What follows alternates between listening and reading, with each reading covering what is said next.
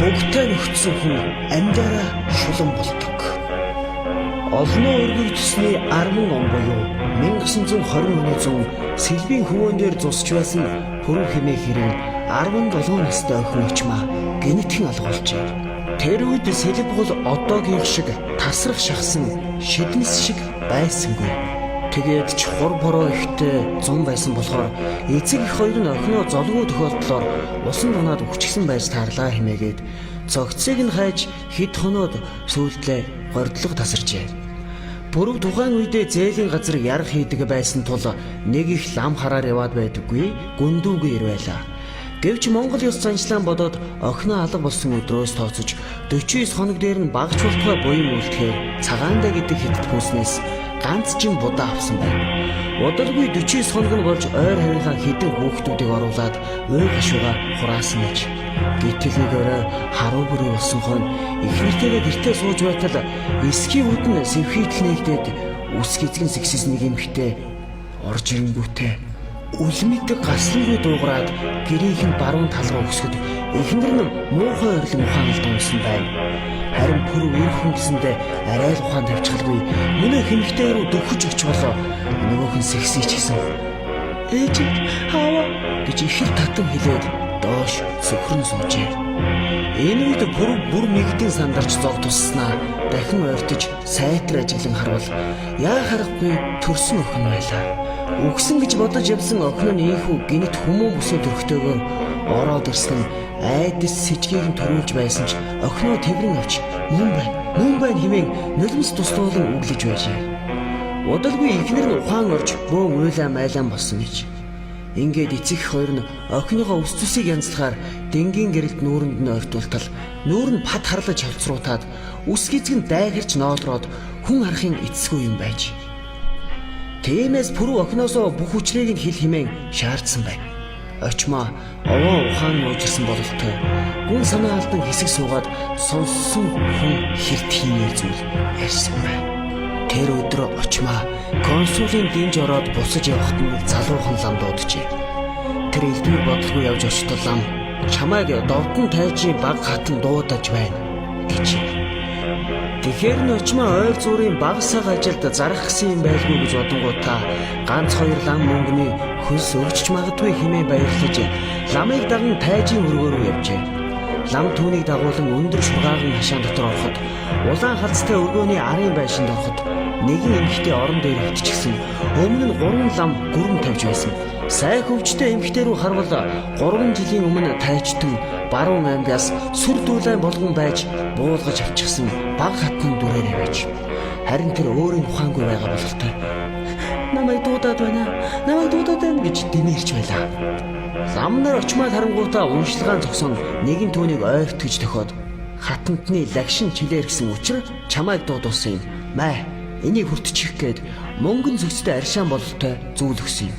Бүсгүй айх гайхах зэрэгцэн эргэлзэхэд лам зүгээр хүртчихтэй хөөмн гэж дахин хэлэхэд тэр ууж орхижээ. Гэтэл тэр дороо биеийн суларч хар аяндаа сөхрөнж. Мөн энэ зурт ухаан санаа саармж эгээд үүлэнд хөвж байгаа мэт болоход хоёр лам босч ирээд түүнийг өргөн өнөө өвчтэй эмэгтэй дэргэд хажуугаар нь хэвтүүлээд тэр хоёрын гарыг утсаар холбох шиг болсон байна. Тэгснээ чи хатантны оронд нүгэлт ярагчны охиныг ав. Энэ хоёр нэг хүн гэж хэлхийг бүр түр сонсоод ухаан нь балартжээ. Удалгүй дахин ухаан авах үед нь чөмгөн ганлан гавлын эсэнд дамар зэрэгцэн дуугараад өөрөө хин нэгэнд дуудагдаад харанхуйд бүдчин яваа мэт санагдаж ирсэн байна. Хаа нэгтгээс тогсон наашир гэж дуудаад байгаа нь яг л өөрөөр нь дуудаж байх шиг байлаа. Тэгсээр нэг хар гэрийн үүдэн тулж очсон байна. Бүсгүй өөрийн мэдлэг гэрт явж ороход гэрийн доторхыг сүүмэлдсэн хөх гэрэл гэрэлтүүлж байсан бөгөөд сэгсгэр үстэй нэг гэр хойморт доош харсан харагджээ. Гэтэл чихэнд нь тогсхон чи хилтээд хувцаа тайл гэхэн сонсогдсон байна. Энэ үед тэр мөн өөрийн л мэдлгүй хувцаа тайлан гэрийн зүүн хаягаар хэвтгэд сүүмэлдсэн хөх гэрэл болон нөгөө сэгсгэрээр ойртож ирчээ. Өөрийг нь хэн нэгэн илтгэлээд зовоогоод байх шиг санагдахад гараараа савчиж үзвэл юу ч үгүй хоосон байх нь мэдэгдлээ. Гэхдээ хүнд биетэй хүн биен дээр нь гიშгчж байгаа бүхий л бие ухаан бодлороо мэдэрч байлаа. хичнээн хугацаа өнгөрснийг бөөмдөө. Нэгэнтээ очмаагийн ухаан арай дээртэд өндийн хараад гэрт байгаа гадаа байгаа хоёрын алин болохыг нь үл ойлгож эргэн тойрноо тэмтэрвэл юу ч баригдсан. Ийм маягтай хэд сэрэхтэй хаана байгаагаа ер ойлгосонгүй. Осолдохгүй л үргэлж харанхуй байгаа юм анзаарч. Тэгтэл нэгэнтээ мөнөөх хар хүн гарч ирээд одоо ч яв. Хүсэл минь ханлаа. Удахгүй уулзнаа гэж хэлэхэд очмаагийн ухаан бүрэн цэлмсэн бөгөөд хээр хөвтөж байгаагаа ч мэдчихэ. Харин өнгөрсөн бүхэн зүүдүү үнэн явдал гэдгийг ойлгосонгүй. Харанхуйд зүгчгүй баахан яваад нэг газар суух үест нь нар мандсан гэж. Тэгэхэд тэр өөрийгөө цагаан даваан дээр хүрээний зүг ширтэн суугаагаа мэдчихэ. Хамгийн аимшигтай нь дээр хувцсан тамтаг болтлоо урагдаад үсгэцэг нь гар бүрхийн аргагүй ширэлцсэн байж мөн нүүр нь холцруултаж сайртаад хорсож байгааг ч мэдэржээ. Тэр өөрийгөө ганцхан шөнийн дотор ийм болчихж гэж бодсноос 2 сар шахам алга болсон гэдгээ төсөөлөхчгүй явлаа. Охиныгоо ярьсан энэхүү аимшигтай зүйлийг сонсоод Пүрвийн уур хилэн бадарч яах учраач олохгүй суулаа. Тэр охиныхоо үг болгон итгэжээ. Аргач үгүй юм. Охин нь алга болох тэр үест ондов тайжин баг хатан буг чөтөрийг хорлолд автсан учраас нүгэл тэмийг золигт гарган байж амийг нь авсан гэсэн яриа хүрээ даяар тарж байсан гэж. Пүрв ганц охиныг нь золигт гарган бузар муухайг нь ариун биеинд нь тохон буг чөтгөр тушаасан гэдгээр хүмүүсээс яадаг ч байсан өшөөгөө авандаа гэж шүдээ зуусан ч тангараг тавхан холгүй юм болоход эхнэр нь айн сандарч охин минь амьд ирснээс ширэггүй дээ. Ноёнтой сүргэлтөө толгойг гэдгийг сонсон үстэй өшөө гэж ятгасаар арайх юм боловчээ. Мөн тэр хоёр охиноо 9 минут эргэж ирсэн гэдгийг нэг хэсэгтэй хүн амтнаас нууя гэж хийдээд охиноо илүү гэртээ хийгээд цоожilchгож. Охин нь ч зүс царайнаас ичээд хүний нүур харахыг ч хүссэнгүй. Гэтэл энэ явдлаас хойш охин нь шүн болохоор хэн нэгэнтэй ярилцаад байгааг нь эцэг их хоёр нь мэдчихэ. Тиймээс нэг өглөө ээж нь түүнээс шүн хинтээ яриад байгаа юм бэ гэж асуухад охин нь нэлээд удаан дуугүй сууснаа нөгөө хүнтэй гэж шивнэг шахам өгүүлжээ. Айсан ээж нь лам хараас асуудаг юм билүү гэж бодсон ч нас барсан гэж яригдсан охин нь амьд байгаа гэж сонсоод юу гэх болдоо гэж бодоод мөн нэгэнт охиныг нь золигт гаргасан болохоор ламнаар охиныг нь амьд мэд гэртээ ирсэн гээд хорлцохж магадгүй гэж айгаад таг орхихоор шийдсэн байна. Тэгээд удалгүй буур сэлхэн нүүж баруун хүрээний орчимд Түшээд хааны Шагдар гэдэг баяны эзгүй хашааг харж өгөхөөр буужээ. Ийхүү тэр гурав амар жимээр амьдарч эхэлтэл 3 сарын дараагаас очмаагийн гэдэс томорч эхлэхийг эцэг их хоёр нь анзаарчээ. Энэ явдал эцэг эхийн сэтгэлийг үнэхээр их зовоож байлаа. Хүүхдийн эцгийн тухай охиноос асуугаад чирэггүй гэдгийг аль нь сайн мэдэж байсан учраас юу ч хэлсэнгүй. Ингэснээр 1921 он гараад удаагүй байтал очмаа нэг шөнө амарчих болж дуншиж эхэлжээ. Тэр үед гамин цэргүүд хүрээ хизэрчихсэн байсан учраас Пүрв амьд үг шахуу явж байж их барих жингэнг олж ирсэн байна. Очмаа төрөх гэж өчнөө зовсон бөгөөд гэнэтхэн эрэгтэй хүн хахирхан хоолоогоор уйлах сонсогдсноо их барих жимхтэй ордуу тавхан сонсогджээ.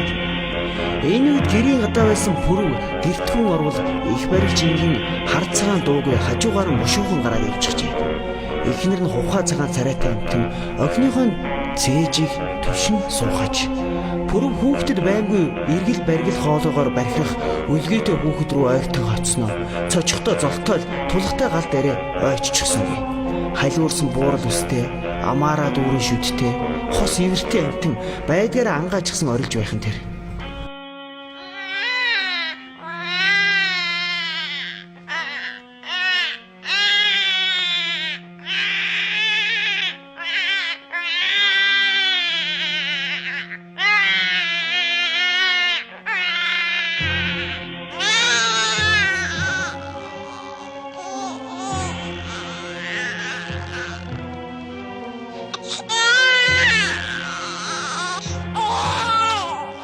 Охин нь өөрөөс нь ямар амтэн гарчгаад байгааг мэдээгүй бололтой аав руугаа сарван хүүг минь аваад өгөөч гэхэд Пүрв аргагүй ирэхэд буруу харан байж нэхий үлгийд боогоод охиндоо өгвөл охин нь түүн рүү гарснаа царай нь хухаа цайж ээж энэ ч нөгөө хүн байж дээ гэж муужраад унчихж Пүрв энэхэн зур үзгүй муухай амтныг одоохон үгүй хийчихье гэж бодонгуудаа шүүрэн авч гарахаар завтал эхнэр нь чи яах гэж байгаа юм бэ?